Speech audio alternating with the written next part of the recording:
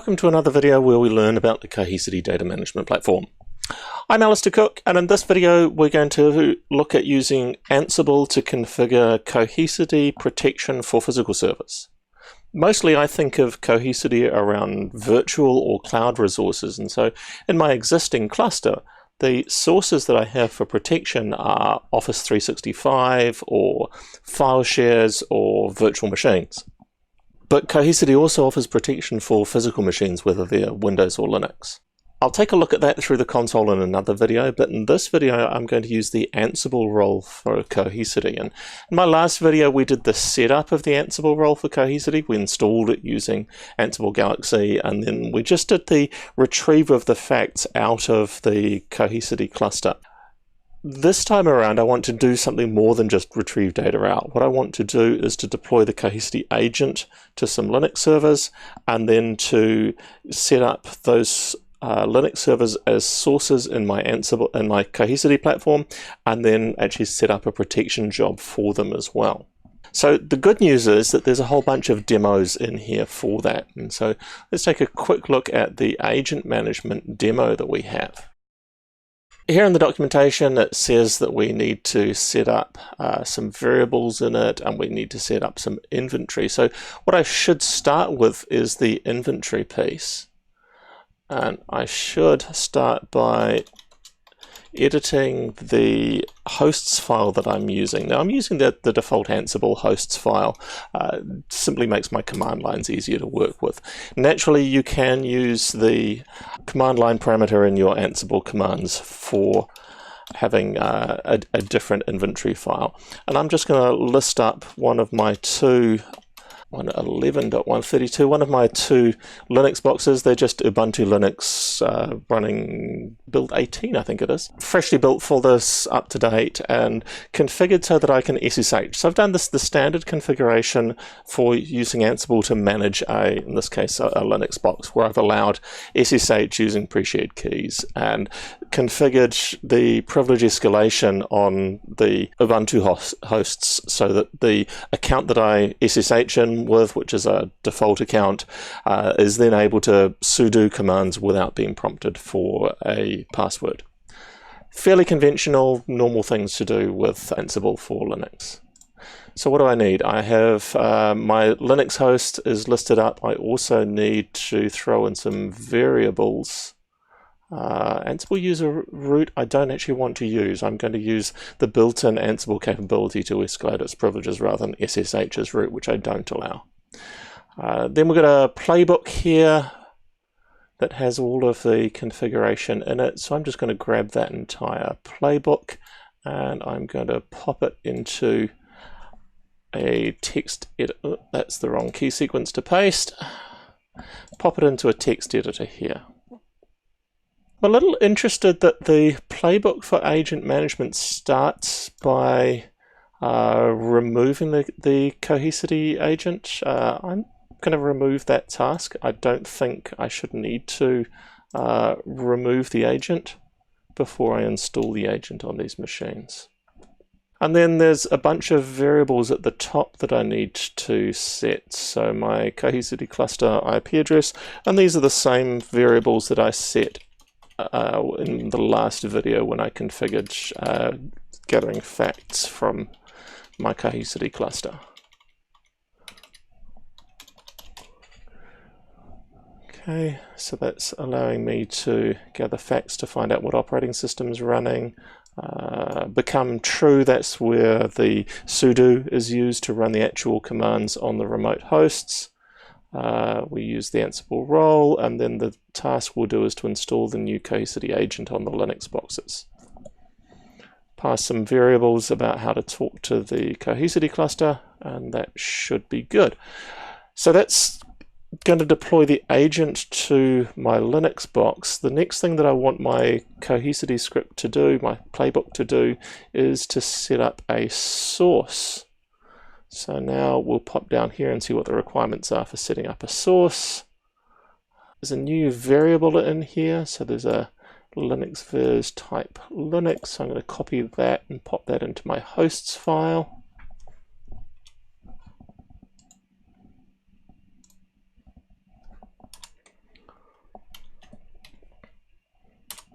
Hopefully that's the last variable that I need in my hosts file. Again, I'm not using the Ansible user root because I don't allow SSH as a root. And then pop down to the playbook, so it's going to use the same variables, and then it's going to create a new protection source. So I only need this section here. I better have it with all of the tasks as well. So I can copy that section out and pop it in here. And I keep putting the wrong key sequence to paste. And then how's my indentation? I probably should have used a better, yep, indentation's correct. So that's going to set up a source for each of my Linux boxes. And then the final thing I want to do is actually set up a protection job, and happily there's a demo for protection job 2. Let's take a look at the requirements for that. Same variables that we used before, same variables in the inventory file. Same variables required at the top, so the task is to create a new protection job. We'll do that. I don't think I want to do an on-demand execute as part of this. I think I'm going to be using this Ansible playbook as part of my coping with changes process, where as I need to protect new Linux boxes that I've deployed, this playbook is just going to be run against the new collection.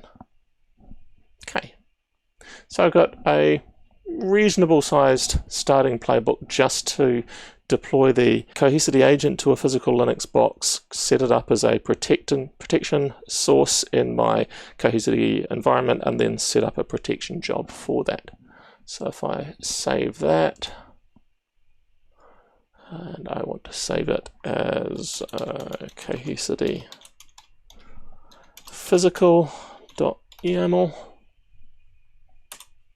And if I pop back into my command prompt here, I should find that. There it is, Cohesity physical. So if I run Ansible playbook,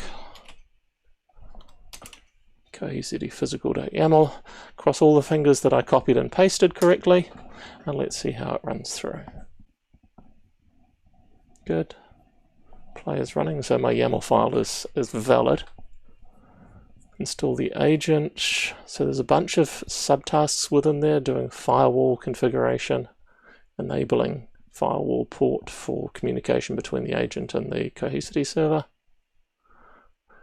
The exclude path /home is not a valid child path of the include path /.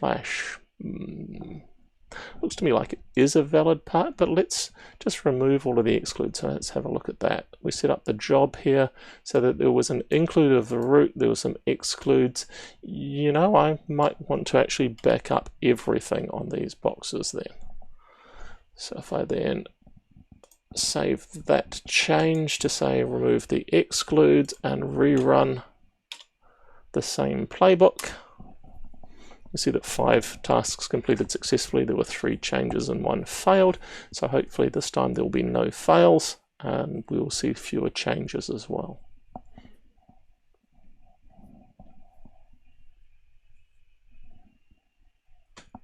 There's the protection job. Excellent, 6 OKs, 2 changes, 0 failed.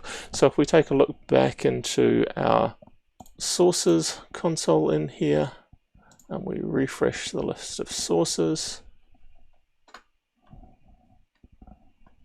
do we see now our new source? Bear in mind that the slowness that's going on here is primarily because I'm using a Raspberry Pi 3. I have a Pi 4 on my shopping list to get better performance out of this. So yes, we now see our Linux box. We can see it's got 228.5 gigabytes of storage space used, so some information has been retrieved from it. And what we should see is a protection job for these physical machines, physical Linux boxes.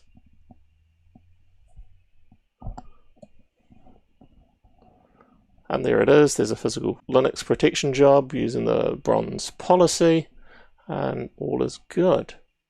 Well, I want to use this as part of my process for deploying new Linux boxes, so I happen to have a second Linux box hanging around for me.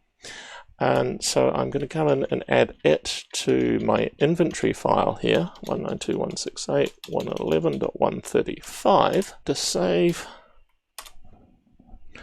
And then rerun the playbook, now targeting 2 different hosts, physical hosts to back up. So what we should see is that 132 doesn't require any changes, but 135 may.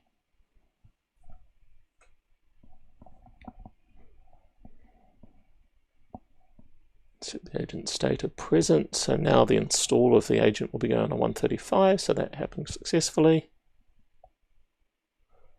And what have we got? We've got an error message saying source endpoint is already registered as a physical host. That's interesting. Let's see what we see on the console, because we definitely didn't see 135 in the sources previously. Yet here it is showing up successfully and showing disk consumption in there as well. Interesting to see that error that's saying that it's already there as a physical host when it wasn't. I think there must be something cosmetic, or maybe it's that I've uninstalled and reinstalled a couple of times. We'll do the standard Ansible kind of behavior of rerun the playbook and see if that makes things happier.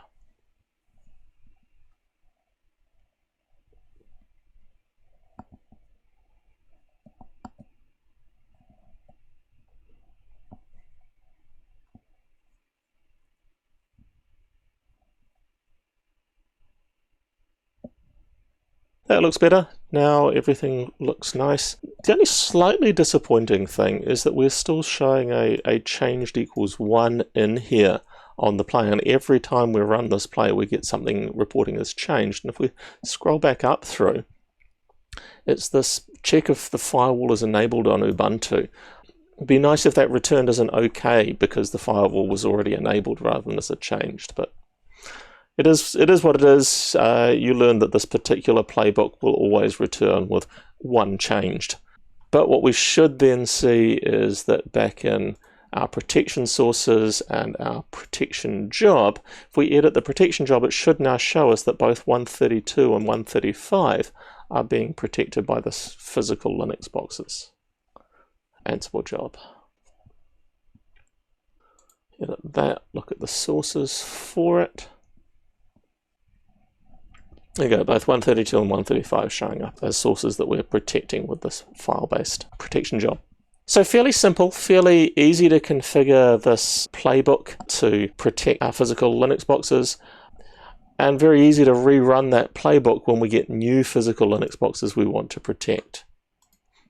That seems like a really good mechanism, particularly if you're already using Ansible as part of your deployment process for your physical hosts. Now you can use the Ansible role here for both Linux boxes as I've done, but also for physical Windows servers, and the Ansible role works with both. Naturally, it's all of the prereqs in order to use Ansible, so this will be really attractive to customers who are using Ansible as part of their deployment process or as part of their configuration management. I could have that same playbook that's doing all of the backup configuration in here also doing other configuration like deploying applications and doing updates and those kinds of things. So pretty happy with this. I think this is going to be really useful for protecting particularly large populations and changing populations of physical servers using Cohesity. Thanks for joining me with this video, and stay tuned for more videos. I will take a look at the GUI mechanism for managing the protection of physical servers with the Cohesity data platform as well. And keep an eye on demitas.co.nz for other content around Cohesity too.